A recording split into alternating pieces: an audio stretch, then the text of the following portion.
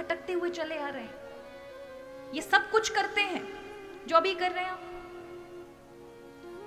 खाते हैं, पीते हैं, परिवार के साथ रहते हैं, रिश्तेदारों के साथ रहते हैं। सब कुछ करने के बाद फिर यही सब छोड़ करके जाना पड़ता है। मरने के बाद स्वर्ग है या नरक है, ये शास्त्रों में चर्चा है, ना तो किसी ने अनुभव किया है। मरने के बाद कोई आके नहीं बताता भैया हम स्वर्ग में बैठे हैं कि हम नरक में हैं। लोग भले ही अपने कोई पिताजी दादाजी मर जाएं तो अपने मुंह से लिखवा लेते हैं स्वर्गीय। आज तक किसी ने नहीं लिखा नरकीय, कि नरक में पड़े हुए हमारे दादाजी। सब लिखवाते हैं, चाहे कैसा भी गलत काम किए हो महाराज, सबको आप देखें, सब लिखवाएंगे स्वर्गीय। जैसे देख कर आए महाराज स्वर्ग में बैठे हैं, कौन से स्वर्ग में बैठे हैं। पर ऐसा नहीं कि होता नहीं है, अवश्य होता है। किंतु देखा जाए मरने के बाद केवल 2 ही घटना होती है, और वो है जैसे ही आपके प्राण निकले आपका शरीर समाप्त कर दिया जाएगा। और अगर लोग नहीं करेंगे तो ये प्रकृति समाप्त कर देगी। 45 घंटे के अंदर शरीर से अपने आप कीड़े पैदा हो जाते हैं। 1-2 महीने के अंदर शरीर को ही खाकर नष्ट कर देंगे। दुर्गंध युक्त तो हो जाएगा ये शरीर, अनेक बीमारियों का कारण बन जाएगा। इसकी क्या गति है महाराज? या फिर यहां आपके अगर सगे संबंधी देखेंगे तो वो इसको जलाए आएंगे, कोई दफना देगा, कोई पानी में बहा देगा। यही हो सकता है। तो पहली क्रिया है या तो जला दिए जाओगे, और दूसरी क्रिया है मरते ही जैसे कर्म किए हैं उसके जैसे उसी के अनुसार आपको दूसरा जन्म मिल जाएगा। ये 2 ही हैं। स्वर्ग नरक जीवित व्यक्ति को मिलते हैं, जीवित को। अगर आप कड़वाहट में जी रहे हैं, नरक में जी रहे हैं। अगर आप जीवन में चिंता में जी रहे हैं, नरक में जी रहे हैं। कष्ट में जी रहे हैं, नरक में जी रहे हैं। चिल्लाहट में, क्लेश में जी रहे हैं, नरक में जी रहे हैं। और वहीं दूसरी ओर सत्कर्म में जी रहे हैं, स्वर्ग में जी रहे हैं। प्रसन्नता के साथ जी रहे हैं, स्वर्ग में जी रहे हैं। हंसते खेलते नाचते हैं, स्वर्ग में जी रहे हैं। अच्छे सत्कर्म कर पा रहे हैं, सत्संग सुन पा रहे हैं, स्वर्ग में जी रहे हैं। प्रसन्न हैं, शांत हैं, स्वर्ग में जी रहे हैं। यहीं पर स्वर्ग नरक है, बाहर नहीं। जीते जी मनुष्य को सबके अनुभव करने पड़ते हैं। और ये स्वर्ग नरक हमारे ही घर में होते महाराज। एक कमरा है, एक ही घर के अंदर 2 कमरे हैं, एक में स्वर्ग एक में नरक है। अब ये आपके मन को चुनना है कि आपको किस कमरे में रहना है, नरक वाले कमरे में रहना है या स्वर्ग वाले कमरे में रहना है। कैसे जाने कौन सा स्वर्ग है कौन सा नरक है? अपने जीवन में विचारों से परिवर्तन लाओ। आप चाहें तो अपने जीवन को स्वर्ग बना सकते हैं अपने विचारों से, और आप चाहें तो अपने जीवन को नरक बना सकते हैं अपने ही विचारों से। ये दोनों ही कमरे हैं जिनको आप जब चाहें तब बदल सकते हैं। इसलिए विचारों में भगवान, आज के युवा कहें मेहनत हम करते हैं, परीक्षा हम पास करने जाएं, हम पढ़ें, तब जाके अच्छे नंबर मिलते हैं। बचपन से माता पिता सिखाते हैं, देखो भगवान को प्रणाम करके अच्छे नंबर मिलेंगे, साधु संतों को प्रणाम करो, माना आस्था को प्रणाम है। पर बच्चों को यह शिक्षा मत दो कि उन्हें अंधविश्वासी बना दो, और वो अंधविश्वास से कोई चमत्कार घटेगा उनके जीवन में, इसलिए भगवान को पकड़ लो।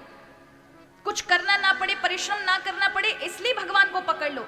अरे आपको ये होना चाहिए, जब हमारे परमात्मा ने परिश्रम किया, उन्होंने महाराज काम चोरी नहीं कि सुग्रीव देख लेगा, हमने तो पूरा इसकी पत्नी की और इसको राज दे ही दिया, अब अपने को बैठना है, सुग्रीव लड़ेगा, इसके साथ वानर सेना है। हमारे राम जी ने नहीं, पूरे परिश्रम के साथ अपना शक्ति का प्रयोग किया।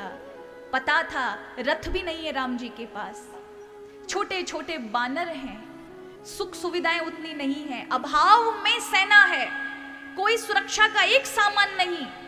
वहीं पर चारों ओर असुर हैं जिन्हें नियमित भोजन मिल रहा है, सारे सुरक्षा के लिए किले की व्यवस्था है, शक्तिशाली है दशानन और उसकी आसुरिक सेना, लेकिन ऐसे से भी जो टक्कर ले जाए। हमारे कन्हैया जी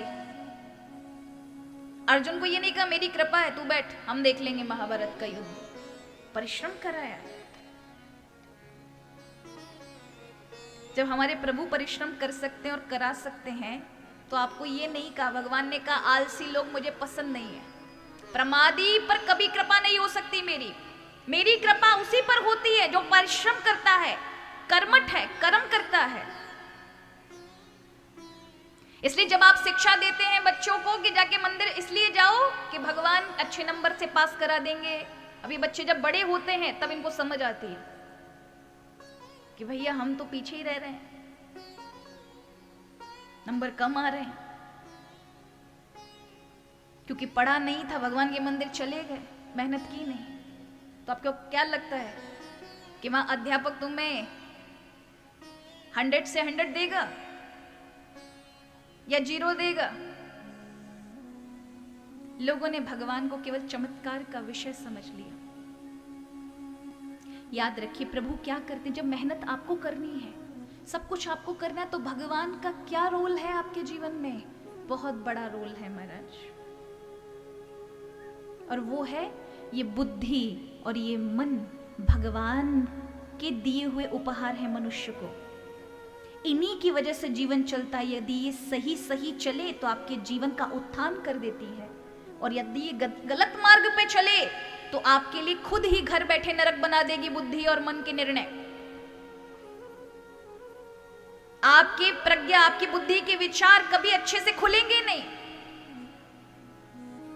इसलिए कहा जब आप भगवान की शरण में जाते हैं तो प्रभु आपकी बुद्धि में प्रकाश प्रदान करते हैं, और भगवान के प्रकाश से जुड़ते ही आप वो काम कर लेते हैं जो आप कभी कर नहीं सकते। आपके अंदर एक विचार ऐसा कर्म आपसे करा देगा कि लोग आपको कभी विश्वास ही नहीं कर सकते कि आप ऐसा कर पाएंगे, और आप कहां से कहां पहुंच जाते। भगवान क्या करते हैं? मन और बुद्धि पर कृपा करते हैं। सही दिशा, आप अलग दिशा में जा रहे हैं, आपको ऐसा बुद्धि का प्रकाश देंगे, इस जगह जाना है, ये करना है। इसका अर्थ ये नहीं है कि मेहनत नहीं करनी पड़ेगी, चलना नहीं है, कुछ नहीं करना। परिश्रम तो करना पड़ेगा, लेकिन तुम सही दिशा में चलोगे और ये चीज तुम्हारे जीवन में परिवर्तन ला देगी।